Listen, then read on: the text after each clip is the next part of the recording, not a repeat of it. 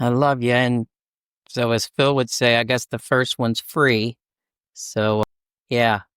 And I love going to the Sunday night, our group meetings. But, if I only show up like every couple months, some of the other guys, they don't remember who I am. And I'm just busting your balls. Yeah. No, it's been, and thank you. I'm glad, Bob, that you brought up that it's been a busy 3 years, 3.5 years. And while I don't know anything about complacency yet, and I just say that because the literature tells me that, I can't spot complacency, that complacency would be brought up by my sponsor or hopefully others in the program. Or if it's too late, I will have gone out. But I have stayed with my routine the last 3 years, which is about 5 meetings a week, never less than 4. I've continued to do service. I got a new sponsor. The sponsor I had worked through with the 12 steps out of the Step Working Guide, his sponsor or our grand sponsor who had 39 years, he ghosted everybody. He went out, and it did affect our sponsor line, because my sponsor at the time, he got clean young. He was like 23 or 24. So this man raised him essentially. And so then my sponsor had issues communicating with me that, I think because he was a devil's advocate sponsor. So when I said, hey, what's going on with Dan, your sponsor? And then he was like, do I have to have a sponsor? It was a mess. It was a mess. And I'm still in touch, and I love my first sponsor, but I had to get, someone that had a sponsor at the time. And my sponsor, my ex-sponsor, went and got a sponsor, but at the time he didn't. And where I was in my recovery, I just wasn't comfortable with that, and made sure that I had a sponsor first before leaving my sponsor.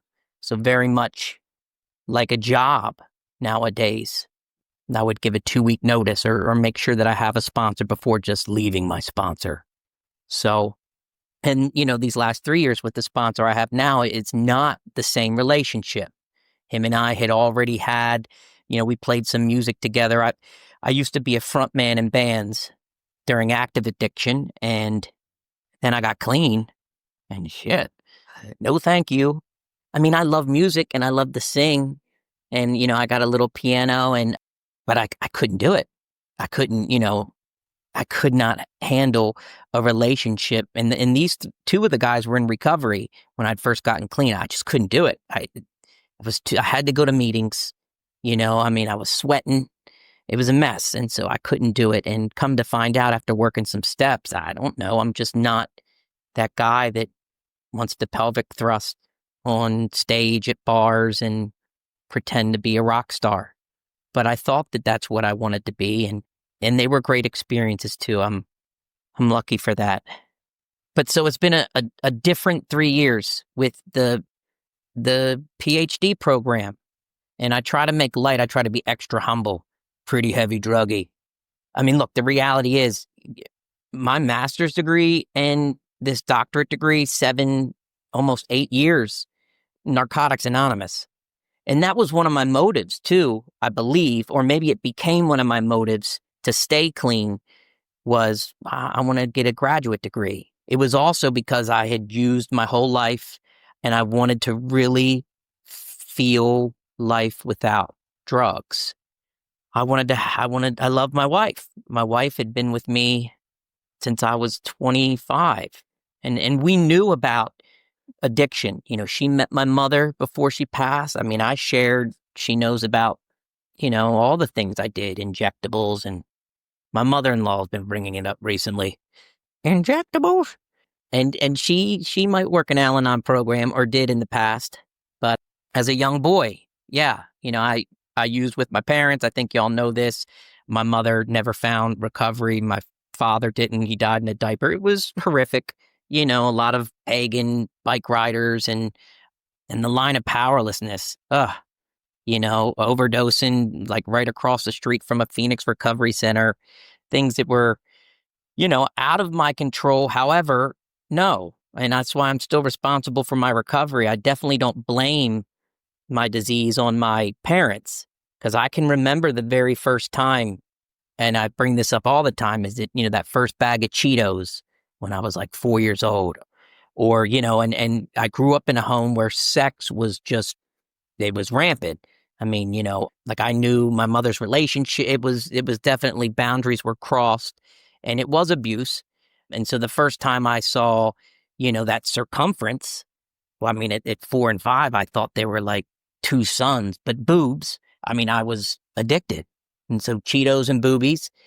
So long before the drugs, I was looking for something that I thought was mine to replace my higher power with, I believe, in retrospect. And so, yeah, and I did all the geographical moves. I just couldn't stay clean. I couldn't stay clean. And I knew I was an addict. It was just something that my family, we just did. We were, you know, so I definitely qualified for the program. And, my older sister, who was actually my cousin, but my mother had, moved her in and we took care of her. Like, she was always court ordered to go to NA meetings. So I can remember in Baltimore being 9, 10 years old, going to Narcotics Anonymous meetings, big meetings, 80, 100 people. And she's getting her paper signed. But it just, even at 25, going into the military and sharing these horrific stories with my wife about using and the overdoses and all those things, I didn't understand that there was recovery. And I didn't understand that it's a progressive disease that continues to progress. And I've definitely experienced that these last 3 years, and especially this year. The disease it is progressing. And so, yeah, but a lot of wonderful gifts, like this PhD program and the master's program. I feel that, my higher power, God, because I started in the program first before I got into those programs. And it was pretty much the way that I worked my Narcotics Anonymous program. If my sponsor told me to do something, okay, I'm going to listen. And that's how it is in academia. Well, the doctor has 20 years, so I'm going to cite them or listen to them. And that's how it is. Nothing's really original. I mean, yeah, there may be some adaptations, but at the end of the day, I'm just trying to piggyback off the predecessors, the doctors, and that's what I was doing in Narcotics Anonymous. And things were different. Technology, I've shared, I've never had to run to a payphone ever. I've never had that burning desire where it was like, man, I got to run to a payphone with a dime or a nickel and call my sponsor. It was never, recovery was so different for me. I had been to jail a few times, and then it was like I was going to go to jail, but then I was like, I'll go in the military. And of course, got in trouble in the military and served some time in the military. And that's when I was reintroduced to recovery, to Narcotics Anonymous. They had us going every day for like 30 days. And I still see some of those guys, that I saw back then. That was in 2008 when I first started coming around. In fact, I only had one number from 2008 until probably 2016. I mean, that number saved my life. One number saved my life. And I did the 1, 2, 3 step dance with him. I had, I did the step down, the maintenance assisted treatment. There was always a loophole for me, though. And it wasn't on purpose. It's not that it was like, I just didn't know how to live without using. And technically, I still don't. I just show up to Narcotics Anonymous, and allow, whew. So, but there was always a loophole. There was always something deep within that. And I remember getting out of an institution, I guess I was like 34, and I went and I was clean. I think I had done some reefer or whatever, but like, that's what happens when I tried to get clean. I tried to get clean with no recovery. And then the next thing you know, for days, I'm manic, because the drugs had done something to me, years of drug use. And so I go into the institution, and they put me in the institution side because, I didn't have dope and all that stuff in me.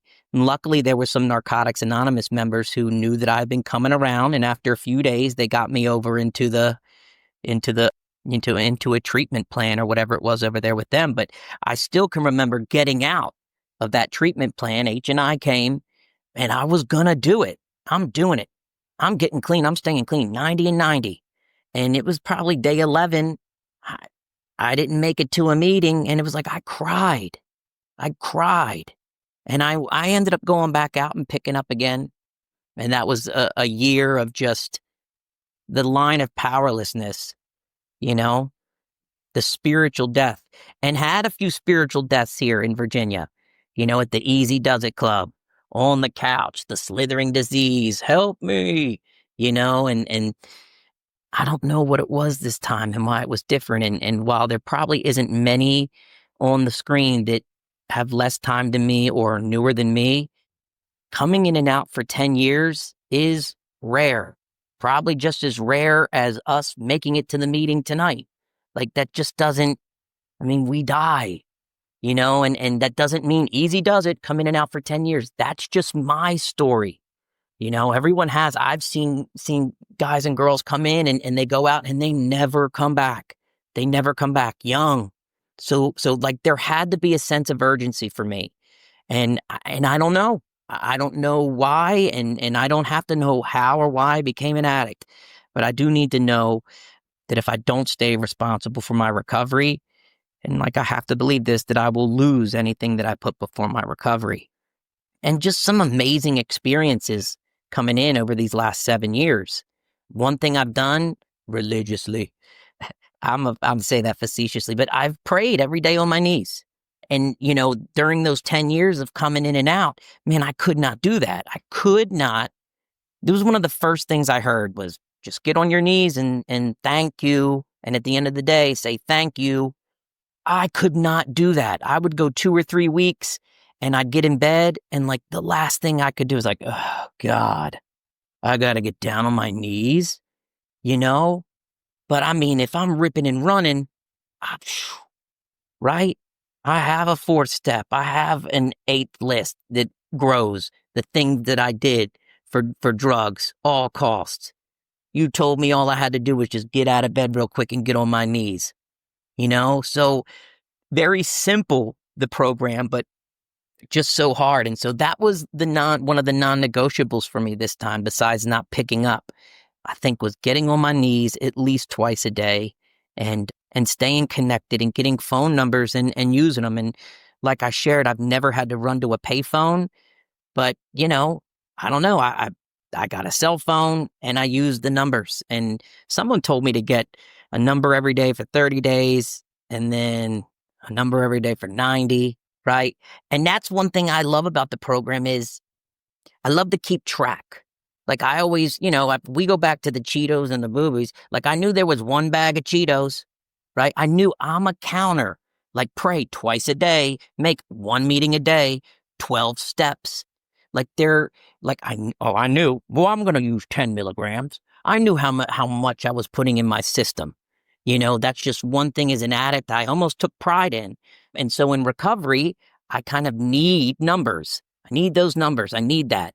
And not just telephone numbers, but, the way that the program is set up to get their attainable goals. 1 number a day. If I'm going to a meeting a day, I can get a number a day. And so, before I knew it, it worked and I had a little bit of time. Man, I got to work at a daycare, which was just like, and I didn't pray for patience or tolerance. In fact, I'm not going to pray for patience or tolerance today. I just am not, I've always heard, be careful what you pray for.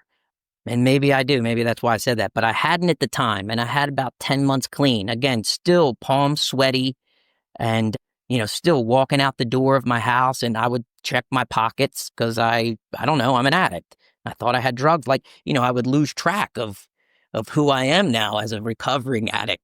And what a experience to see these young kids and just how similar they are to me and my feelings at the time, because I still was very much like, step 4, I definitely saw a whole list of feelings, but I still have a hard time identifying, anticipation, excitement, the fear, anger, all of these different feelings. But on the playground, those kids, man, they go through it. In 5 minutes, they can go through a few feelings. I hate you. I love you, but very similar to me, very similar to me. And I don't know, learning, I was told to bring my body for meditation when I got to step 11, step 10 and 11.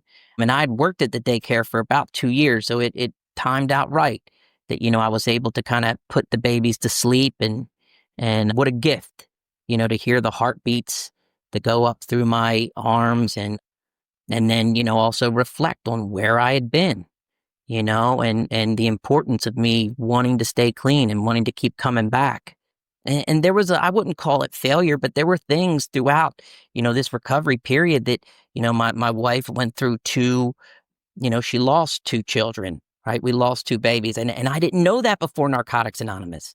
Like, I didn't know that women commonly have miscarriages. Had no idea. I'm still back on the Cheetos, right? Like, I thought I could just line up any woman and I'd get to pick out whoever, still clueless about love, that sacrifice love, and then sexual intimacy, what it means. And I still remember the one night, that, and she was a mess and upset. And I don't know, I guess I had like 2.5 years and I still went to my home group, you know? And I think today her and I would both say we wouldn't trade it for nothing. We wouldn't trade it for nothing. And someone who isn't an addict may be like, well, I don't know what you left your wife at home? Like, look, man, I mean, if I was using and I didn't, I would have left her at home, or I wouldn't even have been in the situation, right? Or, I would have gone and copped or whatever. And it's the same with having children. Like, I can't even fathom having to, because I'm so self-centered now anyway. So geez, put drugs first? Gosh, how can I do that? How can I do that? And I couldn't. I could not be a father. There's no way, because I can barely be, an Adam that's learning to love himself clean. So really a lot of gifts. And I think I shared too one time, and I've been in H&I since I came around this time. Look, I don't know, those 10 years coming in and out, I used to try to be a GSR, and whenever I would go, I don't know, there was something that was unattractive to me about it. You have tradition this and tradition that and people yelling, and I wasn't ready to get clean either at the time. But this time around, I had to do something different. And so I was like, all right, I'm not doing GSR. I'm going to go to H&I. And I did. I went for the first 6 months, and I don't know if this surprises y'all, but I didn't say one word. I wasn't allowed to, And then once I got 6 months clean, I was able to talk and able to get on board with the commitment. And, when COVID had hit, and so I was entrusted with like 60 pounds of literature, H&I literature, in this big, looks like a treasure chest, and had it in my garage. And the church shut down. And so we would kind of like use my garage as the place for H&I literature, for the few places that we could go to. And so, 60 pounds of literature, it's a lot of literature. It's a lot of literature. And after about 1.5 years, 2 years, the church reopened, and another H&I member came to pick up the literature from me, because we were taking it back to the church, and I helped her put the big case, 60 pounds of H&I life-saving literature, into her vehicle, and she drove away. And I swear to you, not 5 seconds later, out of the blue comes some guy I used with like 5 years ago, and I'm starting my lawnmower now. And I swore, I thought he said, hey, I got some codeine. And I'm like, so? And I just kept moving, and he kept moving too. And in retrospect, at the end of the day, he could have said that his wife died from COVID. I don't know. But for me, that spiritual connection that, as soon as 60 pounds of literature was taken out of this big treasure chest, not 5 seconds later, here's somebody who, that I'd messed around with, like kind of came into my life. Just again, a reminder of just how important it is for me to stay responsible for my recovery.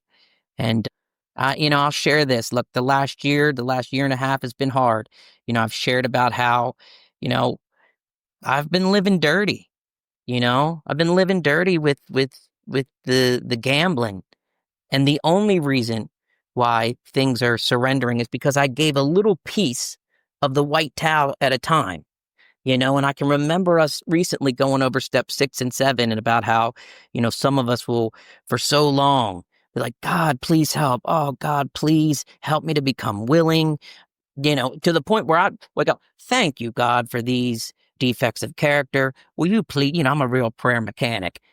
But then slowly having to give back a piece of the white tail at a time, this debit card, that credit card. And so here I am today, and it's like, okay, well, I can't gamble, but I'm locked and loaded. I'm here to tell you right now, something still within me believes that I could just put some money on the Cubs. Them damn Yankees would get it together.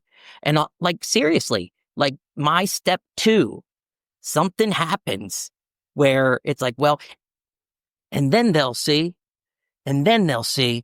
yeah, like who's they? Who am I? Right? Like, yeah, I'll get them then. So, I still have a lot of work to do. Now I don't have to be scared today because I don't want to lose my wife. I don't want to lose my family. And I don't want to be miserable in recovery. And I don't want to have to hear my intrusive thoughts talk about suicide. Like, that's how serious this disease is. I'm such a spoiled, like, I just didn't know. And I should have talking about the darn Cheetos and, that I was a greedy little baby. And I still very much am, and it takes me back to those days of kicking. Oh, such a little baby, and I have all these gifts today, from Narcotics Anonymous, all these gifts. I mean, just, and Karen always shares about, trying to do something every day for somebody without telling people and just being in Narcotics Anonymous and working a program, it kind of happens. Like it just kind of will show up where I can go out of my way to help somebody, things that I never thought about before coming to this program. I never thought about volunteering. I never would, but I thought I was the smartest. I did. Like I really, I go back and I think about myself at that age, and thinking about the boys and I can remember going to some of Bob's meetings and, some of the guys sharing about where their children are now adults, and there's going to be a point where, my boys, and I can't worry about that now, but I share about it because, Thursdays I'll go to H&I and one guy that comes in to speak once a month, he's been clean for 20 years and his daughter who's 19, she's in the damn facility. Right. And so like, man, am I going to be ready for that? Not that it's going to happen, but like life's going to show up, life's going to show up. And so what can I do? And I still take it 5 seconds at a time. That's what can I do? But the program is everything. It truly has worked. My life it's beyond my wildest dreams. I mean, it really is. Like lost dreams will awaken. I couldn't even fathom, that a doctor. And I mean, look, that's great. But, those initial motives were for prestige.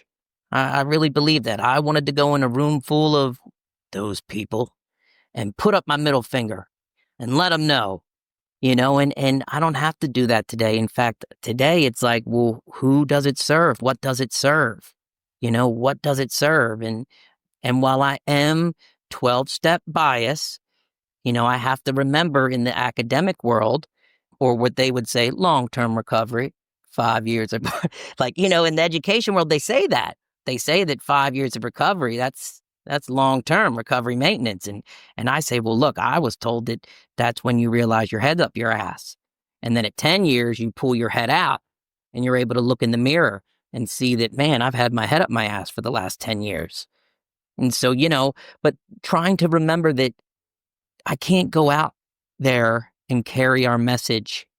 I carry our message in the room by leading by example, and while it's not part of the rooms, while, tradition 10 and tradition 6 and all these traditions, I believe that like my main motive is to hopefully help and maybe 12 steps will be brought, subtly. The program doesn't need, it's not about attraction or it's not about promotion. It's about attraction. So if they see how I'm living, I don't have to worry about that. And I don't have to worry about, traditions. And if I do break a tradition, then I learn from it and I change it, So balancing that, trying to be a professional and, that's my research is the family members affected by us, and what can we do to make them recover and other things like that. So I don't know, I had no idea. So if you're new, like I promise you, like God's not going to bring us this far. And if you don't believe in God, believe in us, believe in principles, believe in we came to believe, because there's miracles here. So I love you all. This is just a fantastic home group. I shared, like, I cried the first time I got to come here. And I told Megan one of the first nights she was here, like, this is even when Billy Bob is up here in my area, like, we know. Because, every once in a while they'll be like, well, we got a double celebration, 30 years. And Billy and I look at each other like, yeah, we'll come to one of our celebrations at Steps to Freedom, and how y'all have stayed together and the friendships, the family that y'all have. And, it's like Jimmy K shows up and it's like, oh, you've known him for years. Like, I mean, it's a convention for someone like me with 7 years. I started coming in, 2 years? I had 3 years. Like, this is a convention for me on Mondays. I know for a fact that you old timers did not have this, to walk into a meeting every Monday and have 300-400 years staring at you. I think that was an anomaly, and we get to have it every week. So I love you all. Thanks for letting me share. Good job, Adam. Good job.